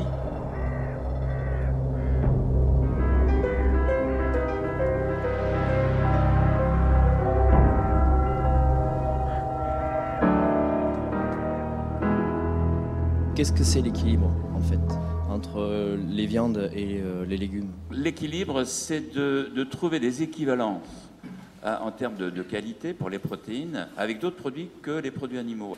Exemple qui va vous parler tout de suite, le couscous. En précisant que le couscous des Maghrébins au jour le jour, pour des raisons économiques justement, il est végétarien, parce qu'ils n'ont pas les moyens de s'acheter des merguez ou des côtes de mouton tous les jours. Mais avec un couscous, avec de la semoule de blé complet et du pois chiche, qui est de la légumineuse, et des légumes frais de saison et tout ça, vous êtes bon. Alors aujourd'hui, on va juste ramasser les brocolis et la mâche. Ça sent? Est-ce que ça sent quand tu fais? Ça sent quoi? Ça sent le radis. Au milieu, là, c'est beau, hein? Ça va, ça coupe, hein? J'espère qu'ils seront bons. T'aimes bien le chou sale? Jamais goûté. Comment la tire? Vous allez au plus bas et vous tirez. Voilà, vous tirez. Vous allez au plus bas. Vous coupez ici avec votre ongle. Vous portez ça à Thierry pour qu'il finisse de nettoyer pour midi. D'accord? La mâche de pro, hein. Il dit, ah si, je suis souvent dans le jardin et tout. On fait, oui, t'es souvent dans le jardin. C'est bien que tu sois dans le jardin, mais après, faut travailler dans le jardin. Oui. Merci. Là, c'est vrai que pour nous, c'est un challenge intéressant. C'est vrai qu'il faut apprendre à travailler avec des produits, ne serait-ce que la betterave rouge. On a oublié le goût, on a oublié comment ça se cuisinait.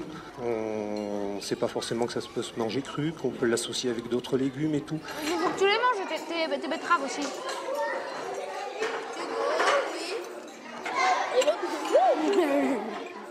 Hein? Elles sont crues. Sur Barjac, on sort quand même entre 200 et 220 couverts jour. Donc je veux dire, on est quand même, les fournisseurs sont quand même assez présents maintenant. Ils connaissent la démarche, c'est pas ponctuel. Ça fait 6 mois que ça dure. Ça va durer, j'espère, dans le temps. J'ai lu qu'il y avait 80% de Français qui plébiscitent le bio. Mais malheureusement, du fait du prix plus élevé, très peu de personnes achètent du bio. Mais sachez qu'en moyenne, pour certains produits, pour beaucoup de produits issus de l'agro-industrie intensive, on pourrait multiplier par 2, 3, voire un facteur 4 le prix indiqué sur l'étiquette. Les subventions que l'on va donner généreusement pour inciter à produire d'une certaine manière, les coûts de la dépollution, les coûts sanitaires que ça peut engendrer, etc. Les coûts économiques aussi, quand on produit de trop, les coûts chutent et donc on nous réclame des montants compensatoires.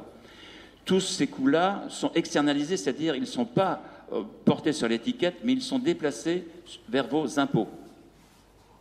Donc si on remettait sur l'étiquette ce qu'il coûte vraiment, du coup, les produits qui paraissent pas chers seraient beaucoup plus chers qu'un produit bio. Et ça, il faut absolument le dire haut et fort. Voilà, il y a un an, moi le bio, c'était pas trop notre tasse de thé, quoi. Hein. Et puis on s'est mis un petit peu dans le truc en se disant, on va jouer le jeu. On mange tout aussi bien, ça c'est sûr, il n'y a pas de souci. On s'aperçoit aussi qu'au niveau des enfants, il y a une éducation au goût. Alors, on est loin de tout manger en bio. Ce qui est sûr, c'est que le bio, on peut y aller facilement. Ça coûte pas plus cher ni quoi que ce soit. Juste de se dire, effectivement, essayer de faire attention à ce qu'on mange. C'est avant tout une prise de conscience.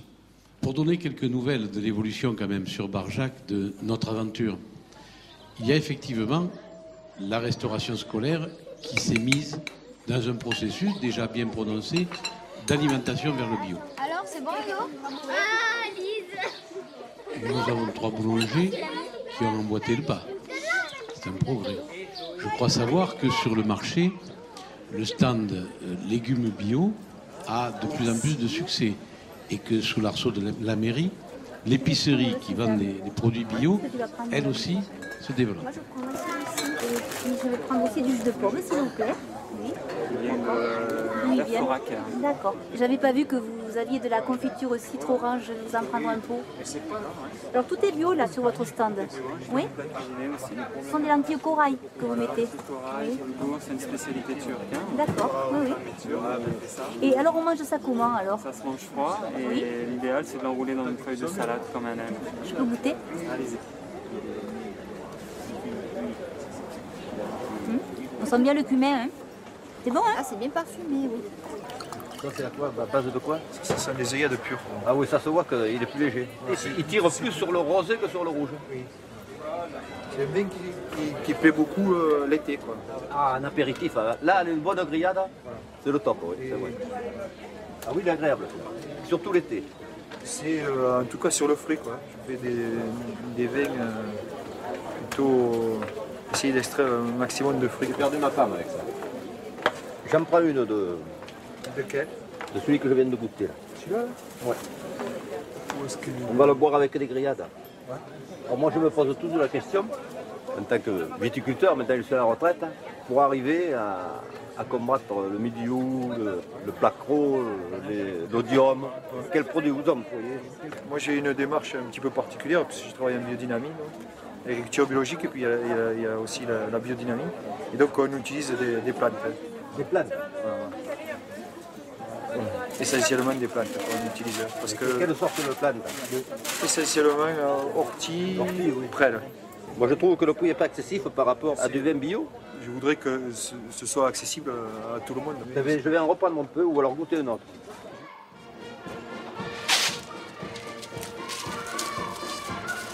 Bonjour. Un peu mignon, s'il vous plaît. Merci. Yes. Au revoir. Au revoir.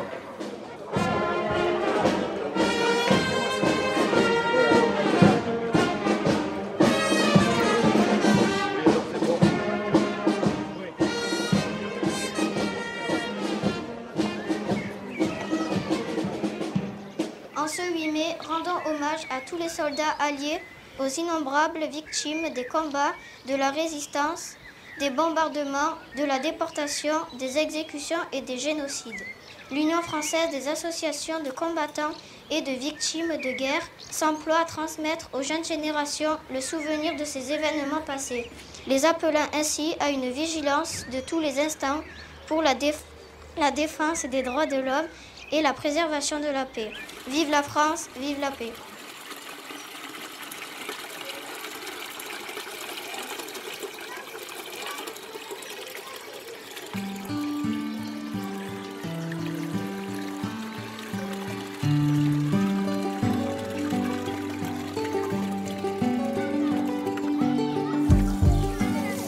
Arrosez vos fleurs. Arrosez vos fleurs. Vous allez choisir une salade chacun que vous emporterez ce soir à la maison. Et puis ensuite, on cueillera les fraises qui sont mûres.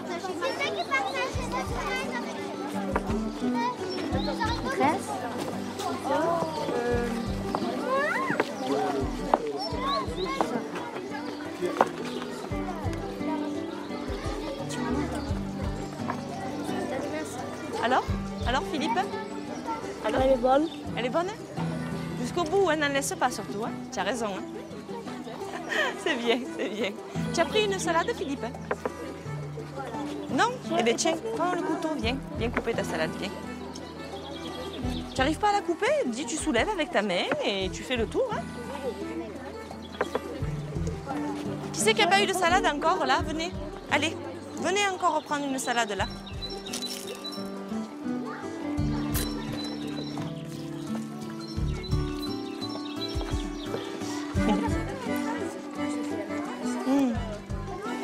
Voilà, voilà.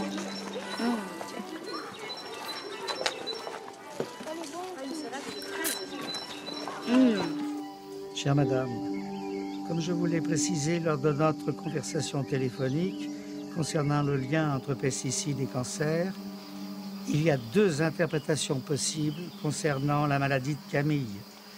Soit les pesticides agissent directement, induisant l'apparition de la maladie, soit ils agissent indirectement en créant une baisse des défenses immunitaires, laquelle peut favoriser la multiplication de certains virus. Les résultats font état d'une association positive entre le risque de cancer et l'usage par la mère pendant sa grossesse d'insecticides dans la maison. En tout état de cause, merci à Camille pour son courage. Il faut garder espoir. Professeur Dominique Belleborne. Et moi, très longtemps, j'ai utilisé des insecticides, des produits pour lutter contre les moustiques. Parce que j'avais plus peur des moustiques que du reste.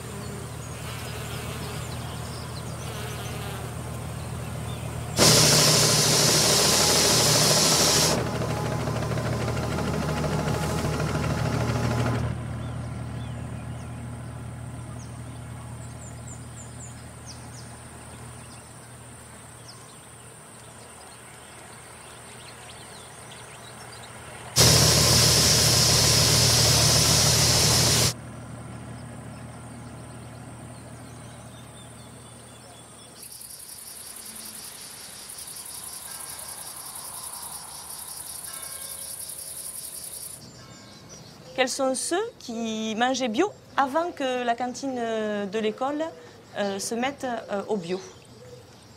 Et maintenant, qui est-ce qui mange bio maintenant? Ou tout le temps, ou de temps en temps? Voilà. D'accord. Ouais, ça fait quand même... J'aimerais que Thierry, tu nous dises, qu'est-ce que tu vois, toi, qu'ils aiment d'abord? La salade. Oui, j'adore. Salade verte. Oui. La viande en général. Oui, moi j'adore. Bon, évidemment, tout ce qui est pommes de terre, les pâtes, le riz aussi. Alors là, vainqueur. Après, en légumes, enfin, ce qu'on travaille de nouveau, il y a la polenta. C'est à partir de quoi? De semoule, mais elles sont collées en fait. Enfin, elles sont pas collées avec de la colle, mais... Rémi? Topinambour. Philippe? J'aime pas. Et c'est quoi alors que tu aimes? Le frites. Ouais. Et maintenant, le poisson en sauce, comment vous le trouvez? Meilleur? Et vous préférez manger quoi? Du pané ou du poisson en sauce? Sauce. Et au niveau des boulettes de viande, est-ce que vous avez remarqué quelque chose de différent? Dedans, il y a des céréales, Qu'est-ce qu'il y avait comme céréales la dernière fois dedans? de l'avoine, Mhm. du blé Mhm. et Du boulgour. Il y a quelques épices dedans, puis ce mélange de légumes, de céréales. Il y a du curry qu'on ne mettait pas avant. Et voilà. Avant, on les achetait toutes faites, elles arrivaient en surgelé. Donc on n'avait pas nos moyens par la sauce de rectifier l'assaisonnement. Que là maintenant, on les fait nous-mêmes. Donc on peut modifier l'assaisonnement. C'est fait maison en fait, c'est le mot à dire. Ça change parce qu'avant par exemple, on mangeait souvent du cordon bleu alors que maintenant on n'en mange plus quoi. les escalopes de dinde panées aussi, on n'en mange plus.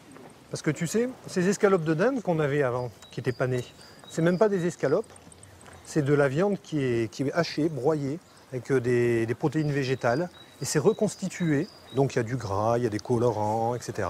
C'est reconstitué, formé en forme d'escalope pour avoir l'impression que c'est un peu naturel, et c'est pané. Il y a des produits comme ça que vous verrez plus ici, quoi.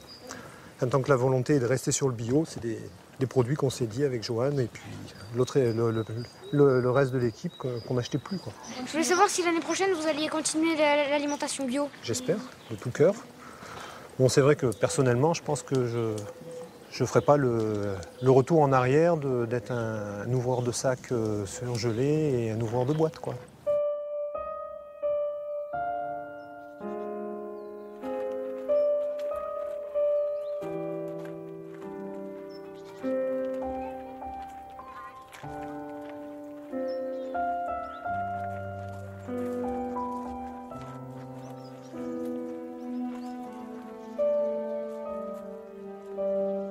C'est ça le cirque de Navacelles. Il n'y a pas de clown. De quoi? Il n'y a pas de clown, donc je peux pas. Il n'y a pas de clown. Ben non, c'est pas un cirque comme... oui. Tu croyais quoi, toi, Maëlle? Un cirque avec un chapiteau? Ah, et non, c'est pas un cirque comme ça, Maëlle. Regarde, on appelle ça un cirque parce que tu vois, c'est tout rond et avant, la rivière, elle passait là. Alors après, ils ont construit le village et tout ça, si tu veux. Et ça, la boucle qui reste, c'est un ancien lit. C'est l'ancien lit de la rivière.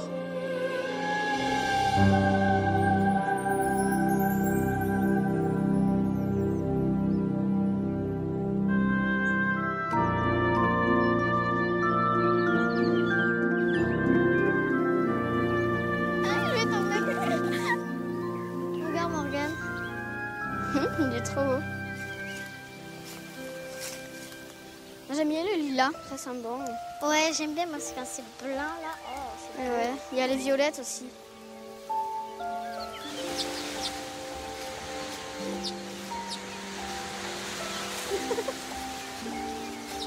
Tu fais quoi ce soir? Je sais pas, et toi? Je sais pas. Ça vient ou ça vite?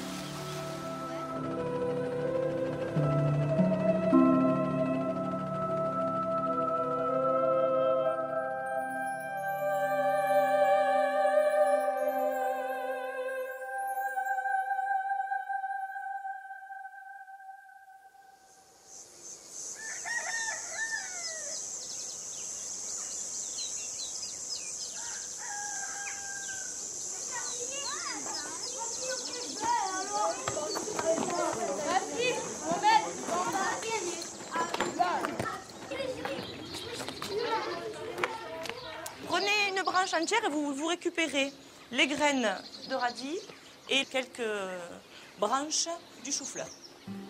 Solène, elle a taillé de ma tête la feuille. Hugo, il m'a donné son persil. On en a pas ça. Ah, ça fait dans tout cela. Allez, vas-y, je t'en donne. Vas-y, je t'en donne.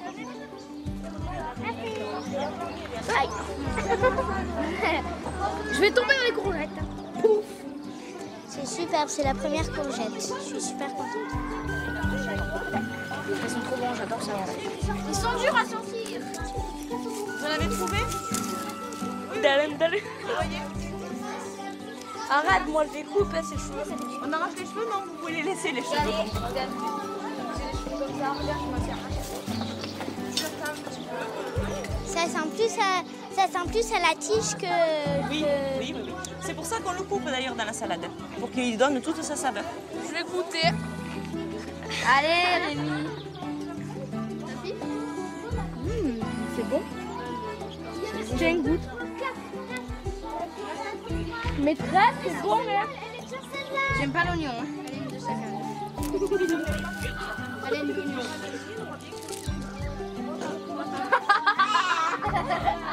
Oh, mais ils sont petites, maîtresse. C'est très bien, et bien c'est ces graines-là qu'on pourra replanter l'an prochain. Les noires, ouais. Alors peut-être que celles qui sont blanches sont des graines qui ne sont pas encore mûres. Et les salades, elles ont leurs graines ou pas encore, hein?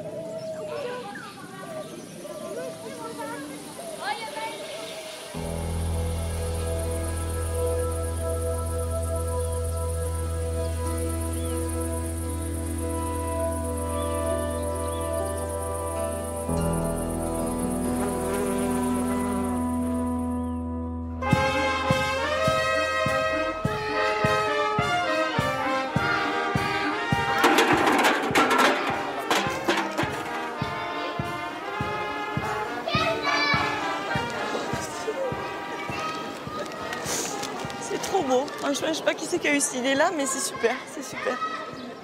Ayez confiance en vous. Vous êtes capables tous de réussir et de faire ce que vous aimez. D'accord? Et ne vous laissez pas marcher sur les pieds surtout. D'accord? Mais soyez quand même respectueux des autres. Je vous aime très fort tous.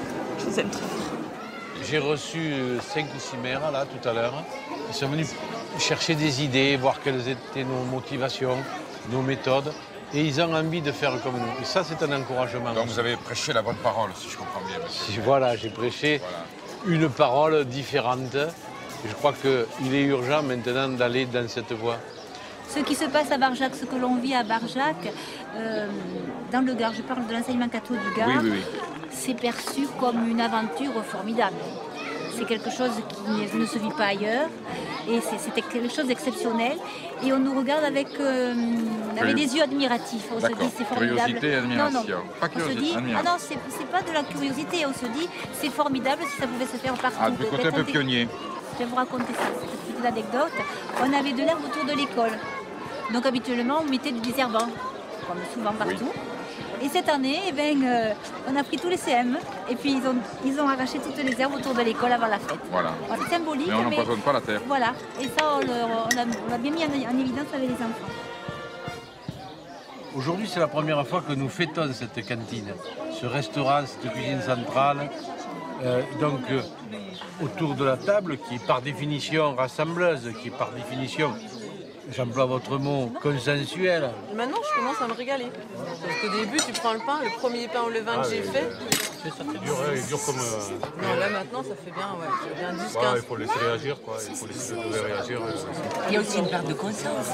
Quand on voit un agriculteur qui, par exemple, ne consomme pas ce qu'il produit. Moi, j'étais élevée dans une famille d'agriculteurs, on mangeait ce qu'on produisait. Aujourd'hui, quelqu'un qui a un poulailler industriel, je suis désolée, il a sa production à côté. Elle est bien bonne pour le petit peuple et le bon peuple, mais par contre, lui ne consomme pas. Donc, y compris au niveau de la conscience, il a pris conscience que ce qu'il faisait n'était pas bien. Alors après, il s'abrite derrière tout un tas de... Des clafoutis, aux abricots. Et ensuite, voilà, vous avez des très bonnes glaces à la noix de coco. D'accord. Noix de coco. Au top. Ça réconcilie avec la glace, franchement. On a un petit morceau dedans. Oui. Le foutu est bon aussi. Remarquable. Je crois que l'agriculteur sait la réalité des choses au niveau des pesticides, au niveau des produits chimiques. Par contre, là où il faut l'aider, c'est à sortir de ces contraintes économiques, psychiques, idéologiques qui l'amènent à ne pas bouger, à ne pas faire jouer la clause de conscience. Il faut arrêter ça. Mais arrêter ça, ça veut très clairement dire qu'il faut une nouvelle politique agricole commune pour ce qui est des pays de l'Europe de l'Ouest, qui consiste en quelques mesures très claires. Les 9,5 milliards d'euros qui sont donnés actuellement à nos agriculteurs. On se donne 5 ans, on les redistribue à la restauration collective, on commence par les écoles primaires. Eh bien écoutez, si vous transférez ces 9,5 milliards d'euros aux 2,7 milliards de repas servis annuellement par an en France, vous accroissez le prix d'un repas de 3 €, vous faites plus que doubler le prix des repas donnés à la restauration collective en France, vous relancez la demande dans l'agriculture française dans des produits de qualité et de proximité. Les agriculteurs qui ont toujours demandé à être rémunérés par les prix, non pas par des subventions comme des mendiants, pourront enfin vivre sérieusement de la vente de produits de qualité avec une reconnaissance sociale qui sera celle de notre alimentation et ça ira dans le sens d'une lutte anti-cancer. Je suis sûr que cette proposition peut être agréé si on s'y met maintenant, si on parle non pas de la politique agricole commune dans le sens qu'est-ce qu'on peut défendre sur les avantages acquis, mais de se dire que oui, il y a une autre alternative possible pour le plaisir du plus grand nombre. Je suis sûr qu'on peut, à l'échelle d'ici un an et demi, renverser la vapeur et faire en sorte que la politique agricole commune devienne une politique modèle.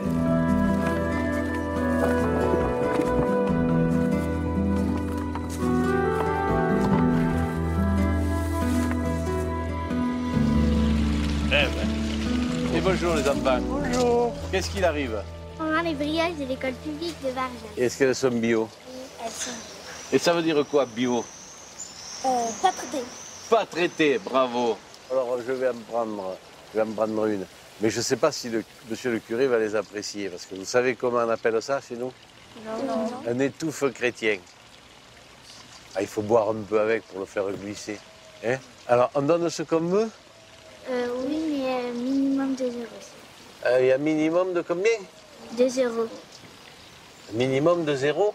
2 euros. 2 euros. Ah ben ça va, c'est à notre portée, je crois. Hein?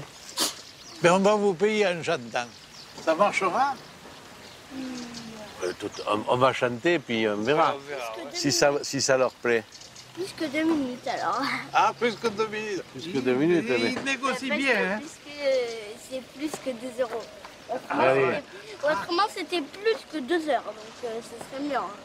Et la Fundenime, tu connais la Fundenime? À la Fundenime,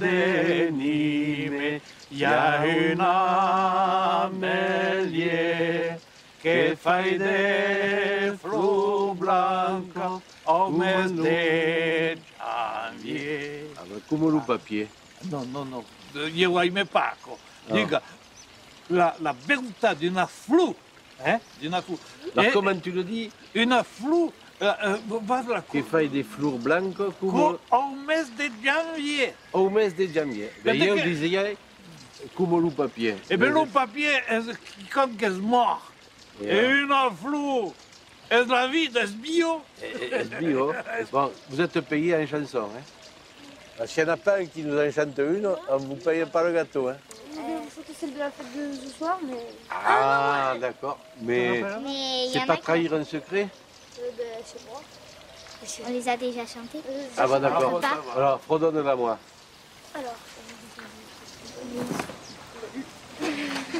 Allez, 1, 2, 3. Le ciment dans les plaines coule jusqu'aux montagnes, poison dans les fontaines, dans nos campagnes.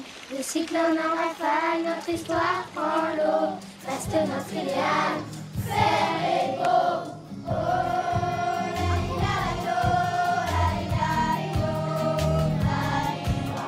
Puisqu'il faut changer les choses, oh, ça, citoyens, il est grand temps qu'on propose un monde pour demain.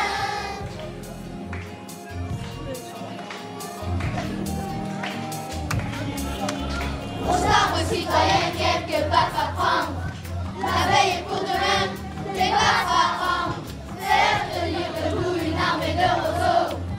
Plus personne ne nous fait passer le mot. C'est vrai, la terre est ronde, mais qui viendra nous dire qu'elle est pour tout le monde et les autres à venir.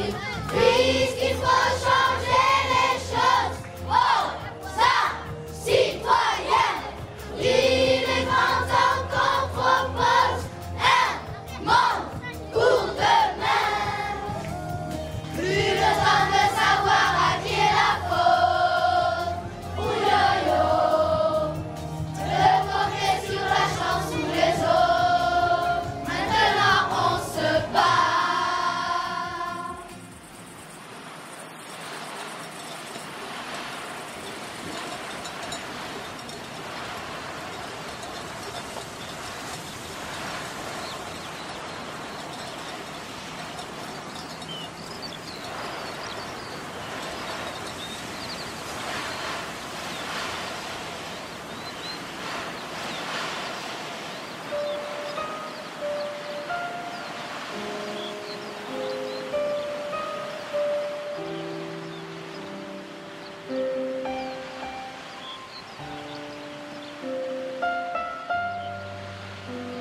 Même nous, hein, je veux dire, entre notre façon de consommer il y a 1 an et puis maintenant, ça n'a rien à voir.